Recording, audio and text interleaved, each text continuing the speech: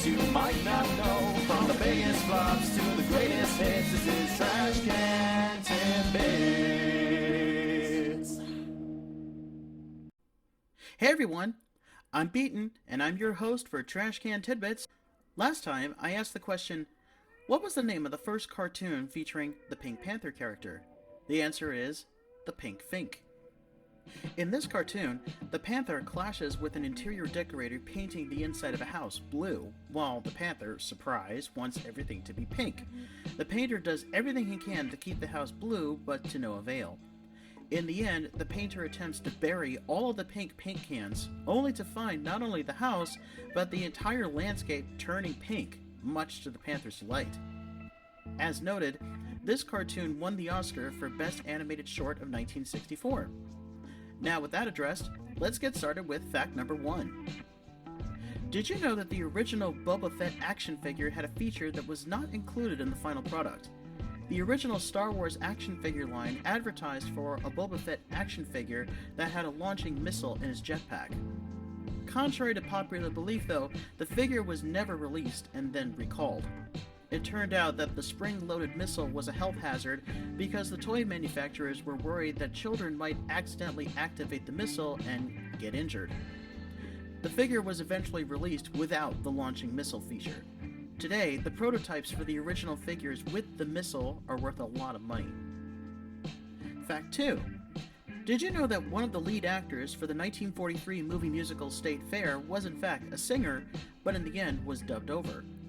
Dana Andrews, who played newspaper reporter Pat, who falls in love with Margie Freak, a small-town farm girl, could in fact sing, as he was a trained opera singer. The producers, however, did not know this and hired a voice double to sing for Andrews. Andrews, rather than tell the filmmakers otherwise, decided to let the singer double for his voice because he didn't want to put anybody out of work. In a distinguished film career, Andrews never got to sing on screen, but is probably best known for playing Detective Mark McPherson in the 1944 noir classic, Laura. Fact 3. Did you know that Sonic the Hedgehog 2 is only the third sequel that Jim Carrey has been a part of where he reprises a role from the previous film? Prior to this, the two other films where he returns to play the same character are Ace Ventura When Nature Calls from Ace Ventura Pet Detective, and Dumb and Dumber 2 following up Dumb and Dumber. It is worth noting that he was originally announced to star in The Mask 2 until he decided not to make it, so as a result we do not talk about Son of the Mask. Given Carrey's recent announcement that he's considering retirement though, it remains to be seen if Dr. Robotnik will be in Sonic 3. But if he does choose to be in it, the Sonic movies will be the first and only trilogy Jim Carrey will likely be a part of, so here's hoping. Fact 4. Did you know that there are a couple of film connections concerning 3 generations of British acting legends? We're going to play a game of 3 degrees of separation.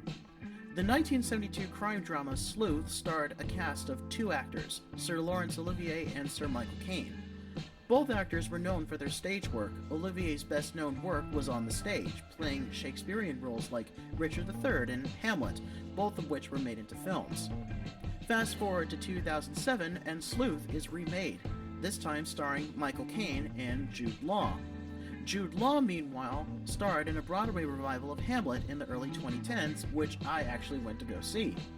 And also, Law remade Michael Caine's classic film, Alfie, in 2004, and circling back to Olivier, who died in 1989, through archival footage, was able to make a posthumous appearance as the film's villain, the mysterious scientist Totenkopf in 2004's Sky Captain and the World of Tomorrow, starring Jude Law.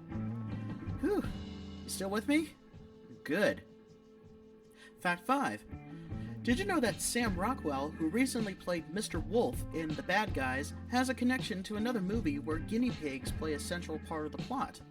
Rockwell, who has played quite a few bad guys in his career, such as in films like Charlie's Angels, Confessions of a Dangerous Mind, 3 Billboards Outside Ebbing, Missouri, and Iron Man 2, ventured to the other side of the spectrum as the voice of Agent Darwin, a secret agent guinea pig, in 2009's G-Force. Fast forward to The Bad Guys, and we have the wolf encountering Professor Marmalade, a guinea pig who plays a big part in the film's plot. No spoilers, though. Fact 6. Did you know that Prince Charles got to work with a gadget in a James Bond movie? In 1987's The Living Daylights, there's a scene where Bond comes to Q's lab, and one gadget shown is a rocket-firing boombox, what Q calls a ghetto blaster. Behind-the-scenes info reveals that Princess Diana and Prince Charles were visiting the set that day, and the filmmakers invited Charles to activate the device to launch the rocket from off-camera. Another famous moment from the royal family's visit was Diana hitting her then-husband in the head with a breakaway bottle, which was also documented and photographed for the British tabloids. Ironically, I like to think that this particular photo was a sign of things to come from the royals, but oh well. Prince Charles would later visit a Bond set again during the making of No Time to Die. Fact 7. Did you know that Odd Couple star Tony Randall was originally set to play Templeton the Rat in Charlotte's Web? Randall recorded all of his dialogue and songs using his cultured-sounding voice for the wisecracking rat.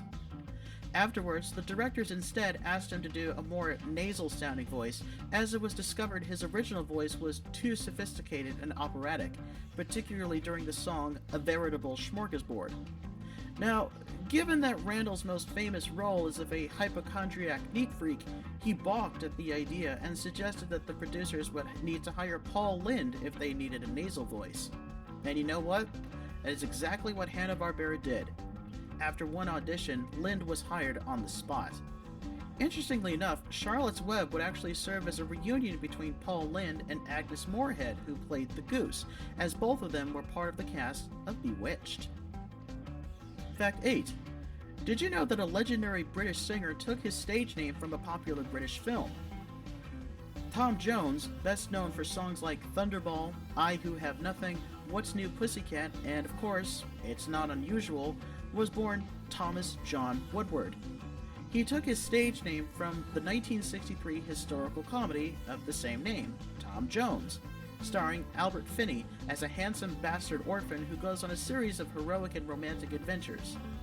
Jones, the singer, was a big fan of the film and felt it would be perfect for his swingin' 60s persona.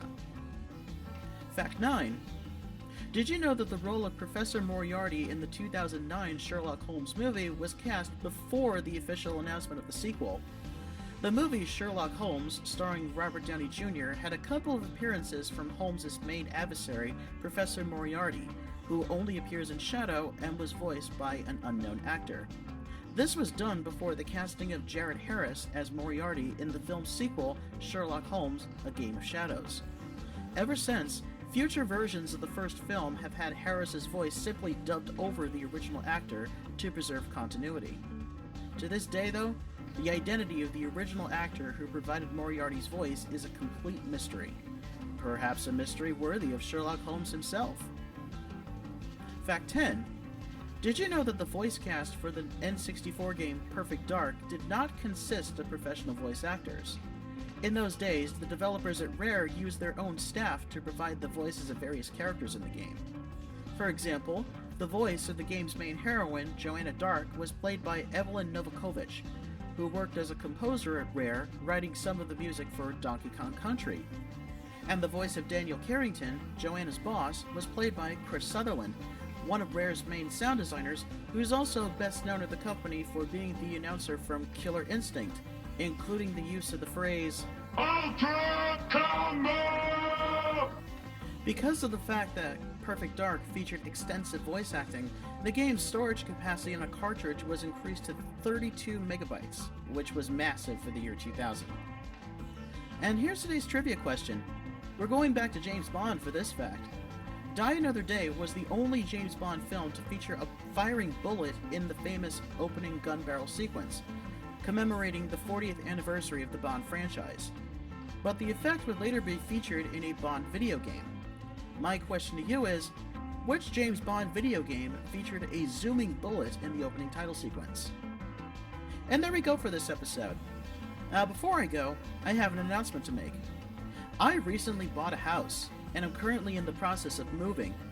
I'll still be making Trash Can Tidbits episodes, but only when I have some free time, and of course, after I'm settled in.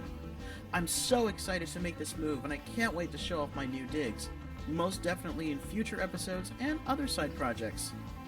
In the meantime, I'll be uploading my various Twitch stream playbacks for you to enjoy. And please continue to like, subscribe, share, and boop that bell to be notified for more future videos. Thanks for watching, and I'll see you next time.